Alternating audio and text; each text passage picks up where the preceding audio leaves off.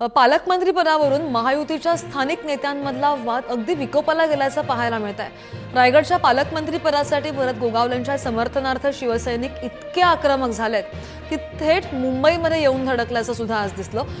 शेठ, काय सांगाल? रायगड जिल्ह्यातून तसेच मुंबईतून सगळे शिवसैनिक पदाधिकारी आज इथे आलेले आहेत। सगळ्यांमध्ये एकच भयंकर संतापाची भावना आहे। आपल्याला काय वाटतं, काय नक्की आपल्याला कसा न्याय मिळेल? आम्हाला पूर्ण विश्वास आहे माननीय देवेंद्रजी फडणवीस साहेबांवरती, एकनाथ शिंदे साहेबांवरती की ते भरत शेठला निश्चित स्वरूपात न्याय देतील। कारण की रायगडच्या जनतेने ज्या आशेने आणि ज्या अपेक्षेने ज्या सरकारकडे या ठिकाणी पाहत आहेत, गेले 2.5 वर्ष हे पालकमंत्रीपद शिवसेनेकडे होतं आणि त्याचं नेतृत्व माननीय उदयजी सामंत साहेब हे करत होते आणि त्यांच्या नेतृत्वाखाली संपूर्ण शिवसेनेच्या पदाधिकाऱ्यांचं काम या जिल्ह्यामध्ये सुरू होतं। माननीय शिंदे साहेबांच्या नेतृत्वाखाली ही विधानसभेची निवडणूक आपण लढवली आणि निवडणूक लढवत असताना आपल्या सर्वांना कल्पना असेल की महाराष्ट्राच्या कॅबिनेट मंत्रिमंडळामध्ये भरत शेठचा समावेश झाला आणि मग तिथूनच जी जनतेची गेल्या 5 वर्षापूर्वीची इच्छा आहे ती यावेळेला पूर्ण व्हायला पाहिजे, अशा प्रकारची अपेक्षा संपूर्ण रायगड जिल्ह्याच्या पदाधिकाऱ्यांनी केली आणि ती अपेक्षा शिंदे साहेब पूर्ण केली। आपल्याला काय वाटतं, तटकरेंनी युती धर्म पाळला नाही, ज्या भरत शेठनी तटकरेंना लीड मिळवून दिलं ते तटकरी कुठेतरी मध्ये आले असं तुम्हाला वाटतं? ते 2029 ला आम्ही सांगतो खरोखर शिवसैनिकावरती, रायगड मधल्या शिवसैनिकावरती अन्याय झालाय का? गेल्या 2.5 वर्षांपासून ज्या संधीची सगळेजण प्रत्येक शिवसेना आतुरतेने वाट बघत होता की सन्माननीय आमदार साहेब नामदार बनतील आणि लगोलग पालकमंत्री सुद्धा रायगडचे बनतील, सर्वांना आशा होती। कारण ते पालकमंत्री बनण्यामागे काय नामदार साहेबांचं मत हे नव्हतं, सामान्य लोकांना माहिती की आम्हाला जो न्याय पाहिजे होता, जो गेल्या 2.5-3 वर्षामध्ये मिळाला होता त्या आधीचा, तो न्याय आम्हाला सन्मान्य नामदार पालकमंत्री भरत शेठ गोगावले साहेब यांच्या वतीने मिळणार आहे, सगळ्यांची अशी आशा होती। परंतु 3 दिवसापूर्वी जी यादी जाहीर झाली त्याच्यामध्ये काहीतरी वेगळंच सगळ्यांचं निदर्शन झालं आणि त्याच्यातून सर्व शिवसैनिक सामान्य शिवसैनिक भावना उद्रेकीस आल्या। परंतु आज आम्ही आपल्या जे शिवसेना पक्षाचे मुख्य नेते आहेत आणि महाराष्ट्राचे जे उपमुख्यमंत्री सन्माननीय एकनाथ शिंदे साहेब यांच्याकडे आमच्या भावना व्यक्त करण्याची ते आता आलं होतं। साहेबांनी सांगितलेलं की तुमच्या सर्वांच्या मी भावना ऐकून घेणार आहे आणि त्याच्यावरती निश्चितच जेव्हा मुख्यमंत्री साहेब फडणवीस साहेब जेव्हा दावोस म्हणून इथे येतील त्यानंतर 2 उपमुख्यमंत्री आणि मुख्यमंत्री साहेब त्यापासून तोडगा काढणार।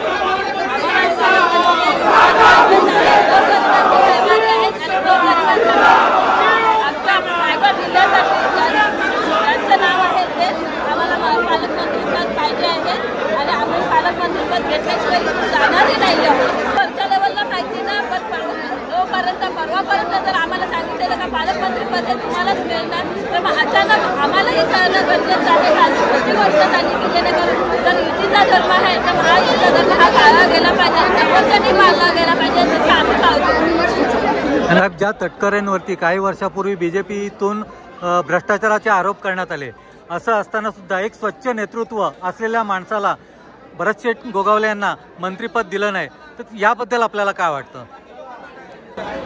नक्कीच आता राज्यामध्ये 3 पक्षांचं सरकार आहे, त्यामुळे सगळ्या पक्षांचं बॅलन्स करण्याचं काम त्या ठिकाणी करावं लागत आहे तिन्ही नेत्यांना। परंतु आम्हाला आमच्या नेत्यावर पूर्णपणे विश्वास आहे की या ठिकाणी भरत शेठ यांना ज्या आपली स्थगिती आता दिलेली आहे त्यानंतर भरत शेठ यांना नक्कीच पालकमंत्री रायगडचं केलं जाईल असा पूर्णपणे आत्मविश्वास आमच्यावर आहे। भरत शेठ गोगावलेंवरती अन्याय झालाय का?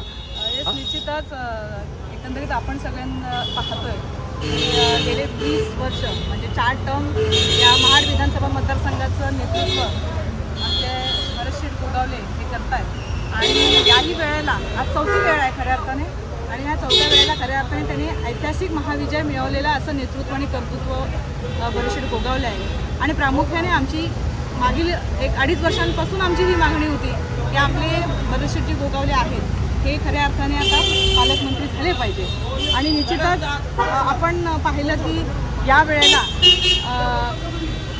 आपले मागच्या वेळेला असणारे मुख्यमंत्री आपले आदरणीय या महाराष्ट्राचे लाडकं नेतृत्व आणि लाडके भाऊ म्हणून ज्यांना संपूर्ण महाराष्ट्रात ओळखतं आहे एकनाथजी शिंदे साहेब यांच्या नेतृत्वामध्ये खऱ्या अर्थाने संपूर्ण महाराष्ट्राची घडी बसवत असताना चांगलं काम केलेलं असताना आज शेठ जे आहेत आमचे भरत शेठ गोगावले यांनी सुद्धा त्यांच्या मतदारसंघामध्ये जनतेची त्यांची नाळ जोडली गेलेली आणि चांगली विकास कामं ही केलेली आहेत। आणि म्हणून याही वेळेला ते पालकमंत्रीपद जर आमच्याकडून हुकलं जात असेल तर निश्चितच एक शिवसैनिक म्हणून आम्हाला निश्चितच त्याचं दुःख होतं आहे. आणि म्हणून आम्ही सर्व महिला आघाडी, युवा सैनिक, सर्व पुरुष पदाधिकारी आज सगळेजणं या खऱ्या अर्थाने नामदार परुषजी गोगावलेसाठी खऱ्या अर्थाने इथे उतरलेलो आहोत. आणि सकारात्मक चर्चा उपमुख्यमंत्री राज्याचे आदरणीय शिंदेसाहेब यांच्याशी झालेली आहे. काही वर्षापूर्वी बीजेपीतील नेत्यांनी भ्रष्टाचाराचे आरोप केले होते. असं असताना देखील एक स्वच्छ नेता म्हणून भरतशेठ गोगावले यांच्याकडे संपूर्ण रायगड जिल्हा पाहत होता. असं असताना देखील एका रात्रीत जर निर्णय बदलत असेल आणि तटकरेंच्या मुलीला, जे भ्रष्टाचाराचे आरोप ज्यांच्यावरती केले त्यांच्या मुलीला पालकमंत्रीपद दिलं जात असेल तर आपल्याला हे पटतंय का? कसं आहे ना, हे न पटण्यासारखीच गोष्ट आहे. आणि म्हणूनच आज खऱ्या शिवसैनिकच्या रणरागिणी आहेत, त्यांची तळमळ खऱ्या अर्थाने आज इथे दिसत आहे आपल्याला. तर आम्ही ज्या पालकमंत्रीपदाची गेले 15 वर्ष वाट पाहतो की कुठल्या ना कुठल्या कारणाने ते उरलेलं आहे. आता आपण पाहिलं असेल की सन्माननीय शिंदेसाहेब यांच्या शब्दाखातर जे आलेलं हक्काचं जे मंत्रिपद होतं ते आपल्या आदरणीय आपल्या आमदार भरतशेठजी गोगावले साहेब यांनी सोडून दिलं, कारण का ते अडचणीत येऊ नये असं त्यांना वाटलं. पण पुन्हा एकदा तेव्हा 2.5 वर्षाच्या कालावधीमध्ये पण आम्हाला वाटलं होतं की पालकमंत्रीपद हे आमच्या आमदार साहेबांना मिळेल, पण त्यांनीही हुलकावणी दिली त्या पदाने. आणि आज खऱ्या अर्थाने आज आमचे महायुतीतले 6 आमदार असून देखील कुठेतरी आमच्या आमदार साहेबांचा विचार केला गेला. आम्ही निश्चितच अन्याय त्यांच्यावर झालेला आहे, पण त्याच्यासाठीच खऱ्या अर्थाने ही रणरागिणी आज रस्त्यावर उतरलेली आहे. आम्ही गेले 3-4 दिवस खऱ्या अर्थाने, कारण आम्हाला सगळ्यांना एक विश्वास होता की ह्यावेळेस पालकमंत्रीपद हे निश्चितच आपल्या आमदार साहेबांना मिळेल. पण पुन्हा एकदा ही हुलकावणी मिळाल्यामुळे आम्ही सगळ्याचे नाराज आहोत आणि त्याच्यासाठीच आमदार साहेबांचं समर्थन करण्यासाठी खऱ्या अर्थाने आज आम्ही इथे आलेलो आहोत. तर मित्रांनो, जर तुम्हाला आमचा व्हिडिओ आवडला असेल तर आमचं चॅनल सबस्क्राईब करा, लाईक करा, शेअर करा आणि बाजूला असलेला बेल आयकॉनवरती प्रेस करा, जेणेकरून तुम्हाला आमच्या चॅनेल्सच्या सगळ्या अपडेट्स प्राप्त होतील.